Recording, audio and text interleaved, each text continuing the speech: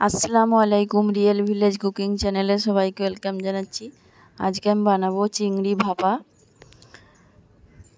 খুবই টেস্টি একটা রেসিপি।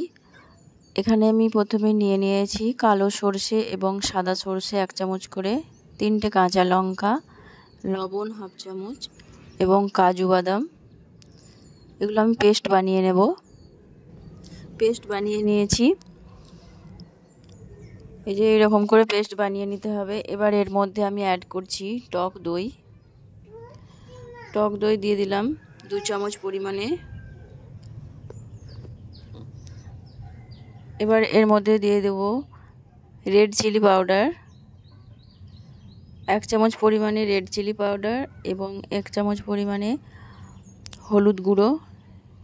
খুব ভালোভাবে মিশিয়ে নিতে হবে।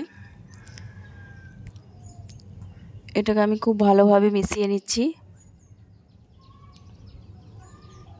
এবার এখানে আমি দিয়ে দিচ্ছি 1 চামচ পরিমাণে দুধ দিয়েও আমি ভালোভাবে মিশিয়ে নিচ্ছি।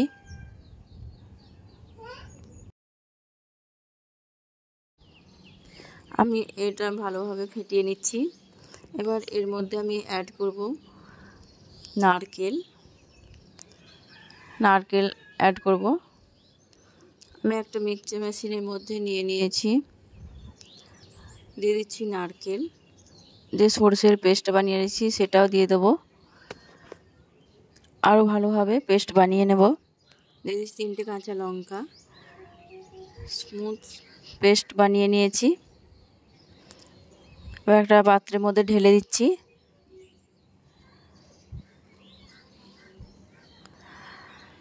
এবার যে চিংড়ি মাছগুলো আমি রেখেছি পেস্টের মধ্যে একে একে করে দিয়ে দেব। আমি চিংড়ি মাছগুলো প্রথমে পরিষ্কার করে দেখাচ্ছি। এই যে এইভাবে প্রথমে অংশটাকে বাদ দিয়ে দিতে হবে।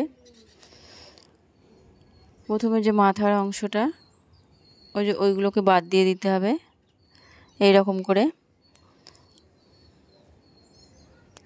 এই অংশগুলোকে কেটে বাদ দিয়ে দিতে হবে।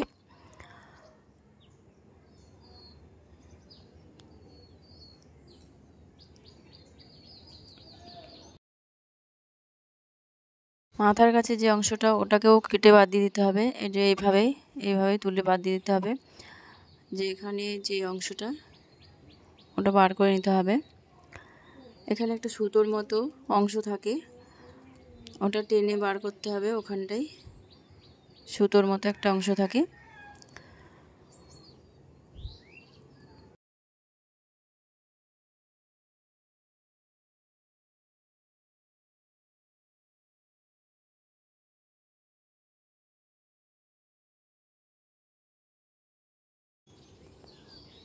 এটাকে আমি বাদ দিয়ে দিলাম।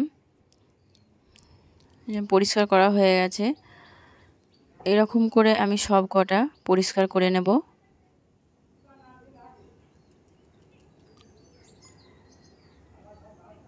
সব কটাকে আমি এইভাবে পরিষ্কার করে নেব।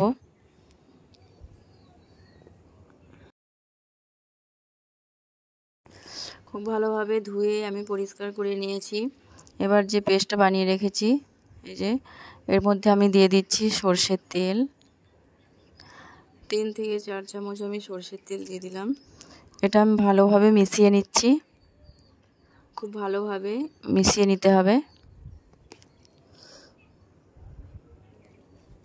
যে এরকম করে খুব ভালোভাবে মিশিয়ে নিতে হবে। এবার এর মধ্যে যে চিংড়ি মাছগুলো পরিষ্কার করে রেখেছি আমি একে একে সব দিয়ে দিচ্ছি। চিংড়ি মাছগুলো দিয়ে এই পেস্টের মধ্যে খুব ভালোভাবে আমি মাখিয়ে নেব।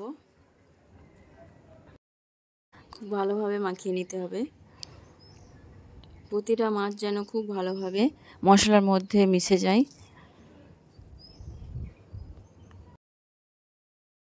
খুব ভালোভাবে আমার মাখানো হয়ে গেছে। এই যে একটা চামচের সাহায্যে আমি খুব ভালোভাবে মাখিয়ে নিয়েছি। এবার আমি যে পাত্রেতে বানাবো সেরকম একটা স্টিলের পাত্র নিয়েছি। এর মধ্যে আমি মাছের মিশ্রণটা ঢেলে দিচ্ছি। সব মাছের মিশ্রণটা এবং মশলাটা সবটাই ঢেলে দেবো। এবং ওপর থেকে আমি 2 চামচ পরিমাণে সরষের তেল দিয়ে দিচ্ছি। উপর থেকে সরষের তেল দিয়ে দিলাম। খুব সুন্দর একটা কাঁচা সরষের সেন্ট আসছে। এবার ঢাকাটা দিয়ে দিচ্ছি। খুব ভালোভাবে ঢাকাটা দিয়ে দিলাম। এটা আমি ভাপে বানাবো, সেই জন্য একটা হাঁড়ির মধ্যে আমি স্ট্যান্ড নিয়ে নিয়েছি। টিফিনটা ছোট, সেই জন্য আমি স্ট্যান্ডের উপরে এটা দিয়েছি এবং এটার উপরে আমি টিফিনটা বসিয়ে দিচ্ছি। খুব ভালোভাবে বসিয়ে দিতে হবে। এবার উপর থেকে আমি একটা ঢাকা দিয়ে দিচ্ছি।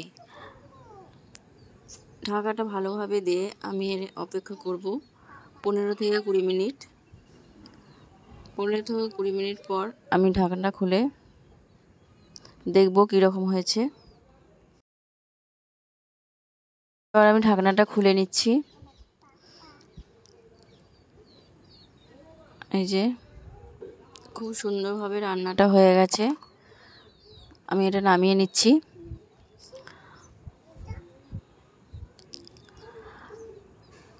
খুবই সুন্দর একটা সেন্ট, ভাপা চিংড়ির সেন্ট। খুবই সুন্দরভাবে রান্নাটা হয়েছে। এই দেখুন, আমি তুলে দেখাচ্ছি, একটা তুলে দেখাচ্ছি।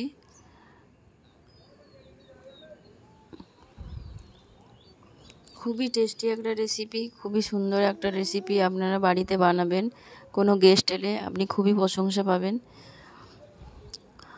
খেতে খুবই টেস্টি। আমি এক প্লেটে সার্ভ করে নিচ্ছি। এ দেখুন, খুবই সুন্দর হয়েছে। ওপর থেকে সরষের তেল দিয়ে দিলাম। সরষের তেল দিলে স্বাদটা দ্বিগুণ হয়, খুবই ভালো লাগে। প্রতিটা রেসিপি সহজভাবে দেখানোর চেষ্টা করি, খুবই সহজ লাগবে আপনাদের।